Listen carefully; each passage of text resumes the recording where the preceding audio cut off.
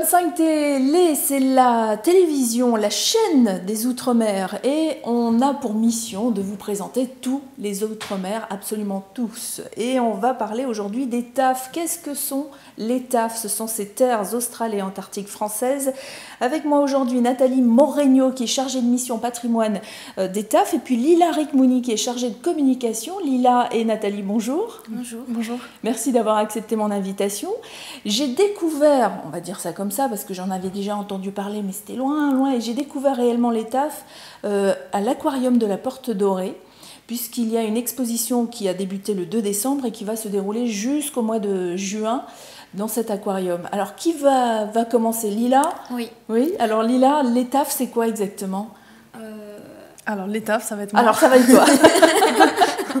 Alors, les terres australes et antarctiques françaises sont une collectivité territoriale qui existe administrativement depuis 1955, août 1955 exactement. Et cette année, d'ailleurs, nous fêtons nos 60 ans, d'où cette exposition. Et les TAF dépendent du ministère des Outre-mer. Nous avons à la tête des terres australes un préfet et administrateur supérieur. Pendant longtemps, nous n'avons eu qu'un administrateur supérieur. Maintenant... Et c'est quoi? Il fait quoi alors, cet administrateur supérieur? Ses missions, c'est de faire en sorte que les gens qui viennent dans les TAF ont des autorisations? Il y a des lois qui se votent? Oui, il y a des lois, des décrets. C'est une gestion administrative, mais aussi une autorité. Le préfet a toute autorité sur les districts, relayé par les chefs de district, qui sont à la fois gendarmes, maires, qui peuvent marier des gens, qui peuvent prendre des décisions arbitraires. Ce sont des représentants de la loi. Mmh. Voilà. Et le préfet doit administrer ses passants, parce que le préfet n'a pas à administrer d'habitants. Nous n'avons pas d'habitants. Oui. Donc les terres australes, 0 habitants. 0 habitants. Sauf quand il y a effectivement des militaires ou des missionnaires, j'allais dire des scientifiques qui y vont pour des missions. Des étudiants aussi. Hein. Tout à fait. Donc sur les districts austraux, puisqu'il faut distinguer les districts austraux de Terre Adélie en Antarctique, des éparses dans le canal du Mozambique. Donc principalement dans les Australes, nous avons des bases scientifiques permanentes. C'est important de dire permanentes parce qu'il y a d'autres pays qui ont des bases scientifiques dans le subantarctique, mais qui ne sont pas permanentes. Chez nous, elles le sont. Et nous avons des hivernants qui sont à la fois des techniciens et des scientifiques.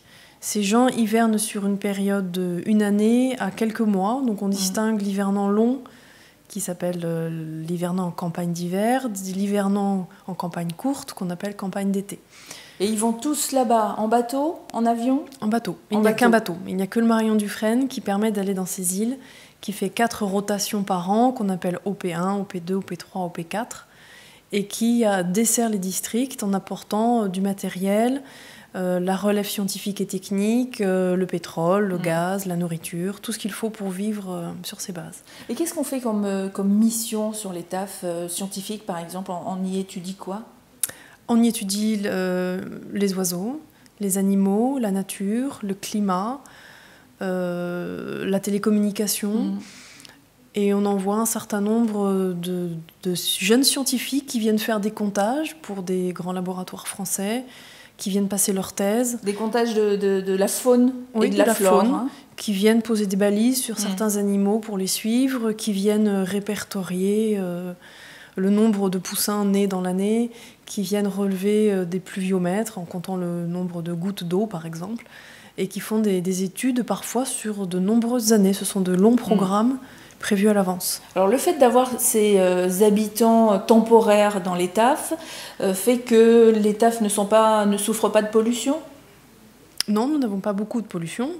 Zéro pollution, c'est...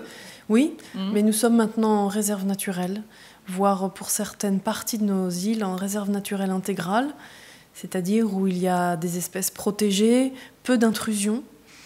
Quand on parle d'intrusion, peu d'hommes qui vont sur les territoires des animaux. C'est-à-dire que lorsque les hommes arrivent, alors c'est une question auquel on s'intéresse de nos jours, mais auparavant non, un contingent de personnes qui arrivaient apportait de la nourriture, parfois des animaux pour se nourrir. De nos jours, on a des grands frigos, mais auparavant, on amenait ses vaches et ses cochons pour se nourrir.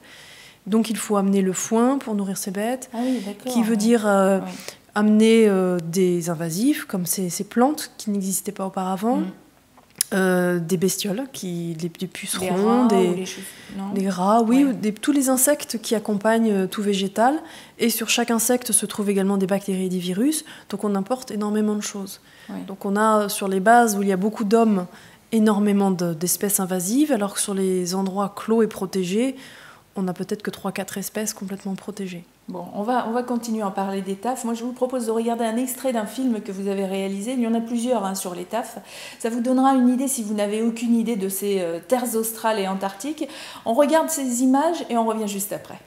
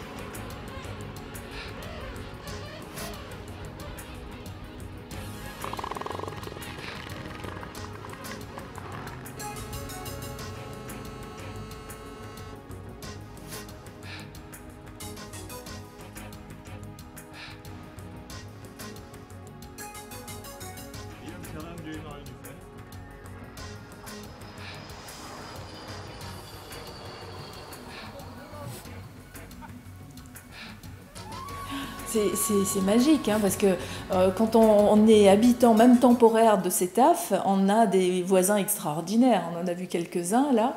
Et il y a plusieurs pêches aussi. Là, qui c'est qui veut en parler ? Lila ? Alors, on a plusieurs types de pêche. Dans les îles australes, on va pêcher la langouste ou la légine.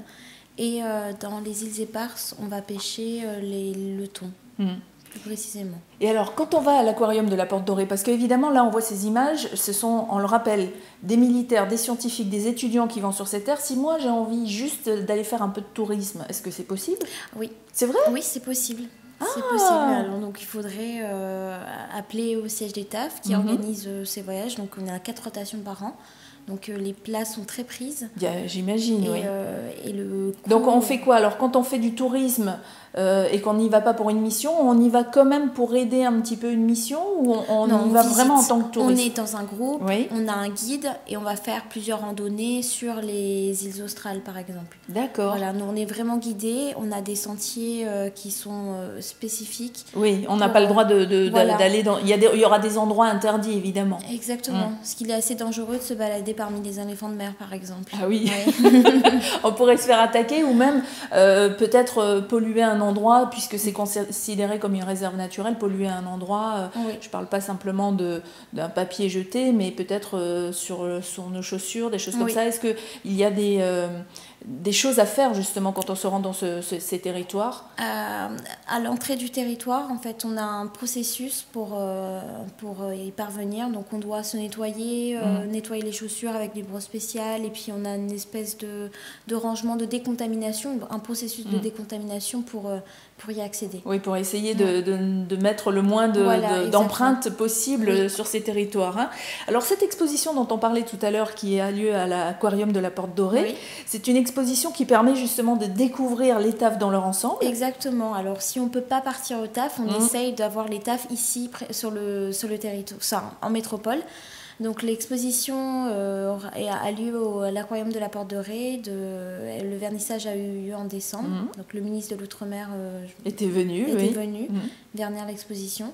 Et donc il restera à l'aquarium jusqu'en juin. Oui, c'est-à-dire qu'en fait, pour y aller à cette exposition, on rentre dans l'aquarium. Donc, on fait 2 expositions en une, en fait. Oui. On découvre d'un côté les tafs et dans l'aquarium, on peut ensuite se promener et découvrir tous les animaux tropicaux que vous propose l'aquarium.